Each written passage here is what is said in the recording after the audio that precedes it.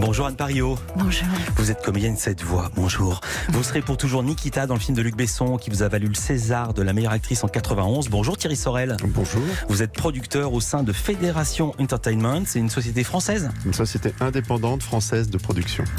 Vous lancez ce soir une adaptation d'une série finlandaise à succès, évidemment à succès, sinon ça n'aurait pas le coup de la lancer. Ça s'appelle Nursi. C'est quoi le titre finlandais original? Vous le connaissez? Qu'est-ce que Bon, vous ne connaissez pas.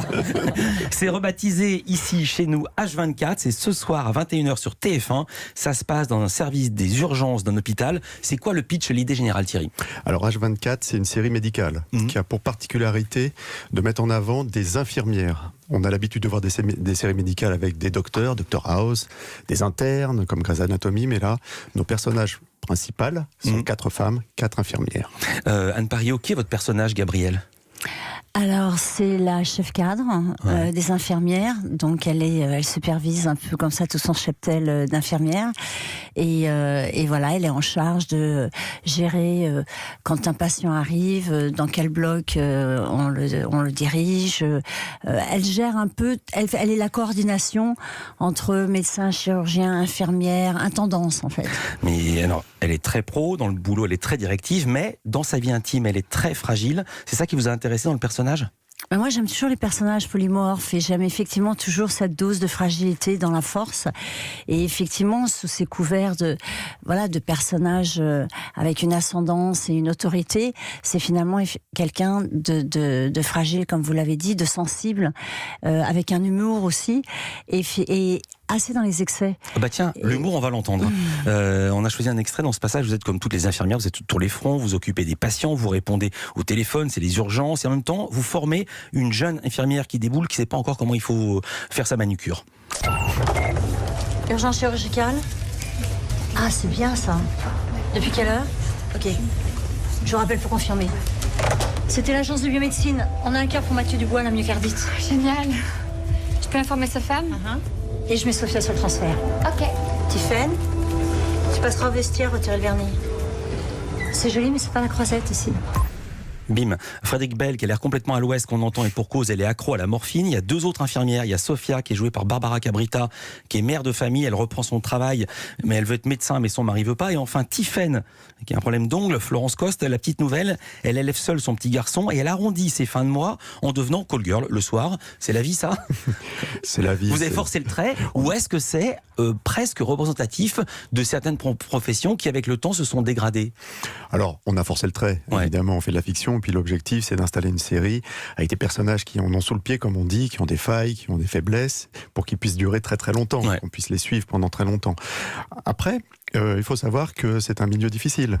C'est un milieu, on en parle beaucoup de l'hôpital. Bien sûr. Et que les liens avec l'addiction, ça arrive.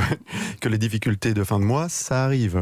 Que les difficultés de la solitude et autres, c'est tout à fait présent. Donc on a forcé le trait. Oui, on fait une fiction de divertissement, mais il y a toujours quelque chose d'un petit peu réaliste. Alors Anne, votre personnage, il n'est pas à la morphine, mais quand même vous fumez clope sur clope. Et alcool aussi. Ouais.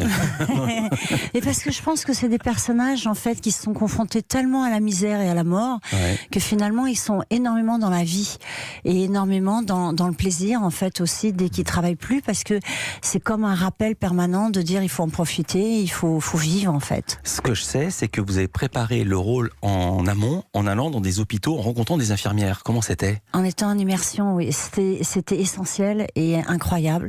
Le premier jour c'était électrifiant, et puis le deuxième c'était bouleversant, et puis la suite c'est choquant, parce qu'en fait c'est vrai que j'ai eu l'occasion de partir en SMUR, de suivre une SMUR, opération. c'est les ambulances en urgence? Exactement, où on débarque chez les gens et voilà, il y a des décisions à prendre urgemment pour des personnes entre la vie et la mort, et c'est assez impressionnant, et des opérations en bloc opératoire ou des cas psychiatriques sous contrainte, et c'est vrai que c'est un précipité d'un seul coup de souffrance et de décisions essentielles à prendre dans la seconde. Quand vous étiez dans l'ambulance du SMUR, vous étiez comment? En Anne Pariot ou alors en infirmière? En anonyme? Comment vous étiez? Alors en fait j'oublie vite, c'est-à-dire qu'au départ... Non mais comment vous étiez habillée déjà? En infirmière. En infirmière. Donc, Oui, ils ne oui. savaient pas du tout qu'il y avait... Voilà. Mais même à l'hôpital, c'était d'ailleurs assez comique en fait, Ah oui parce que les personnes sur les brancards, malheureusement, qui traînaient dans les couloirs patiemment, me posaient des questions et m'interpellaient pour que je leur vienne en aide. Et en fait, j'allais à chaque fois m'en référer à quelqu'un évidemment du monde médical, et donc les gens comprenaient pas parce que je passais en permanence dans les couloirs, ils me happaient comme ça. Et oui, en disant j'ai ma hanche qui me fait mal, donnez-moi de la morphine. Oui, parce qu'en plus j'avais une blouse où il y avait écrit interne, donc les gens étaient sûrs que je faisais partie du staff. Voilà. Et oui, c'était votre taf. Et il y avait du monde. Est-ce qu'il y avait du monde aux urgences? Quelque chose qui est notable quand même dans la série, c'est qu'il n'y a pas la queue. Dès que les gens arrivent, bim, ils sont pris en charge tout de suite. Est-ce que vous avez vu les couloirs bondés, les brancards? Moi, j'ai vu ce dont se plaignent les infirmières, c'est-à-dire effectivement des couloirs bondés de brancards avec des gens qui attendent parfois toute la journée pour une chambre, pour un lit, pour un soin, pour un médecin de lit, et ça existe, ça je l'ai vu vraiment. Vous voulez dire un mot, Thierry? Oui, forcément on a triché, c'est pas évidemment non, je vous le reproche pas, un véritable accueil des urgences. C'est comme si on avait toutes les vraies urgences des urgences en fait, et du coup des spécialistes derrière pour les soigner, mais ça c'est le rythme de la fiction qui l'impose. Et puis parce qu'il faut aussi rester toujours dans le côté quand même cinégénique, c'est-à-dire que filmer l'attente, c'est jamais très vous voyez, c'est pas cinégénique en fait. J'ai bien compris, même chez Antonioni, des fois ça m'ennuyait.